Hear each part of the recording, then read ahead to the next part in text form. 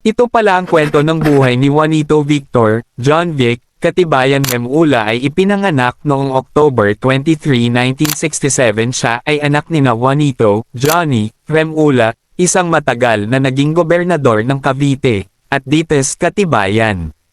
Nag-aral siya ng elementarya sa De La Salle University, at sekundarya naman sa Ateneo de Manila University. Nagtapos siya ng Bachelor of Arts in Philosophy sa University of the Philippines Diliman.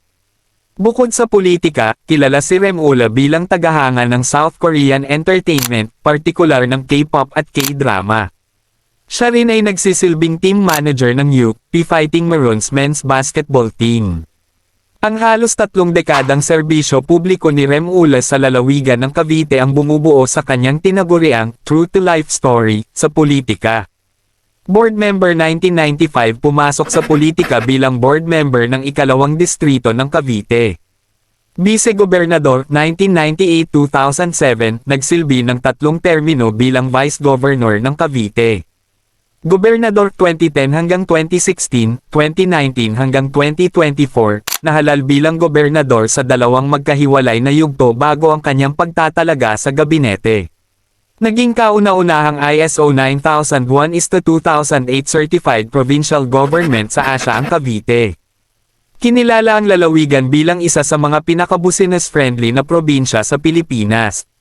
Noong October 8, 2024, itinalaga si Remula bilang kalihim ng Department of the Interior and Local Government (DILG) ni Pangulong Ferdinand Marcos Jr., kapalit ni Benhur Abalos, na nagbitiw upang tumakbo sa Senado. Noong 2025, nakatuon ang kanyang pamumuno sa mga sumusunod. Reforma sa pulisya, pakikipagtulungan sa mga akademikong institusyon upang gawing makabago ang Philippine National Police, PNP, at ipatupad ang merit-based systems. Unified Emergency Services System, paglulunsad at pamamahala ng isang pinagsama-samang sistema para sa mas mabilis at epektibong pagtugon sa mga emerhensya sa buong bansa. Laban sa korupsyon, pangangasiwa sa mga mataas na antas na investigasyon kaugnay ng mga alegasyon ng katiwalian sa mga proyektong flood control. Si Remula ay kasal kay Agnes Tirona, isang manggagamot, at sila ay may 5 anak.